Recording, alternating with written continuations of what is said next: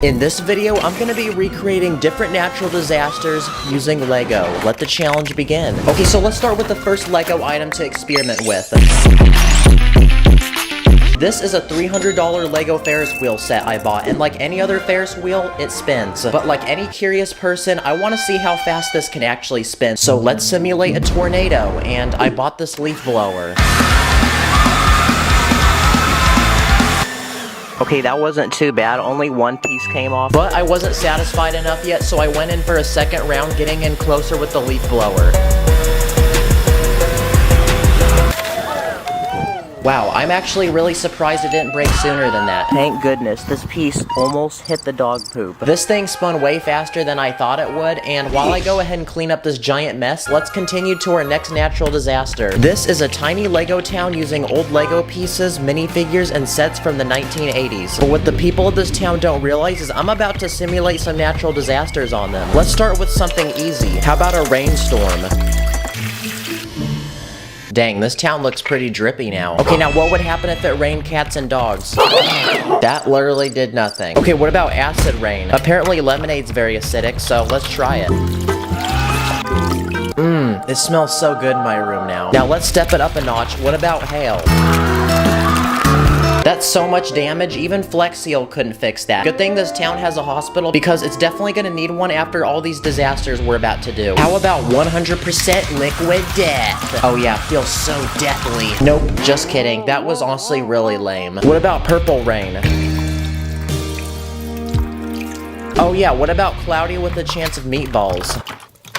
Okay, I feel like I had a basic right now. I can't believe I just did all that and these minifigs are still smiling at me. But I think this town's had enough torture, so let's move to the next build. Another Lego set I bought is this $80 Lego Coast Guard set. Build the Lego set! It comes with 3 sharks, tons of minifigs, a lighthouse, and most importantly, a giant boat. But what's special about it is that it floats. Wow, very nice. Yes, sir. Yes, sir. But to truly test this boat's performance, I'm gonna take it to the beach and simulate another natural disaster, which is a hurricane.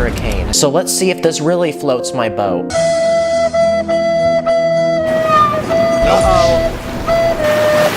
Oh no. And to my surprise, this boat is actually doing very terrible. And I find it funny how Lego Coast Guards are supposed to keep people safe at the beach, but they can't even keep themselves safe. Big shame. Time to whip out the next item I bought.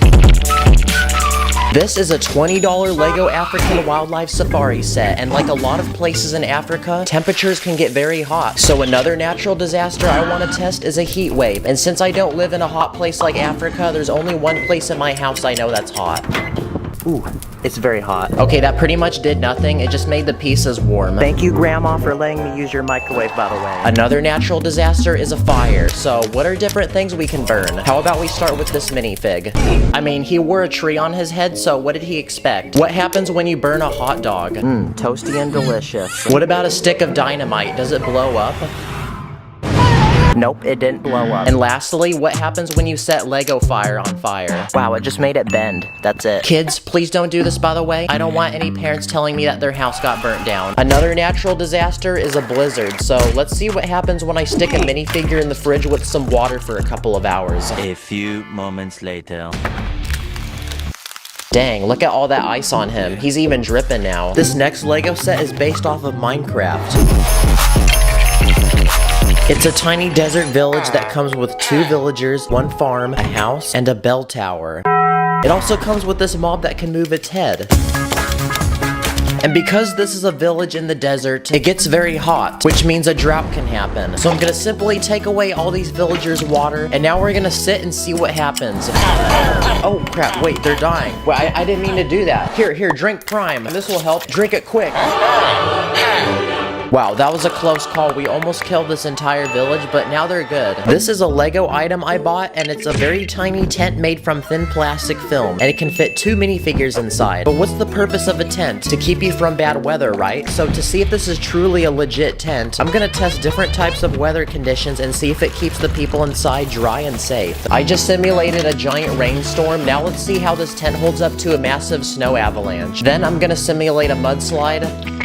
I just grabbed that outside my house. And finally, I'm gonna simulate a sandstorm. And the moment of truth, did it keep the people inside dry? Let's find out. Oh wow, it actually did. Great tent, Lego. For this next natural disaster, we're not just testing it on one person or even 100, because we're testing on the entire world. Because this next Lego set is this $200 globe I bought from the Lego store. Now, what would happen if a giant meteorite from the sky came and hit it? Okay, that surprisingly did no damage, so I'm gonna hit it from a different point. Holy crap, this globe is built different, guys. Wow, that is incredibly durable. Great job designing this set, Lego. The next natural disaster I'm gonna test is a flood. On the right side of this map is a tiny lake, and on the left side is a concert with a crowd of people mosh pitting. I'm gonna slowly fill up this lake with water and see how far we can go until the sand barrier breaks. Uh-oh, you can start seeing the water seep through the wall. It's about to blow, boys.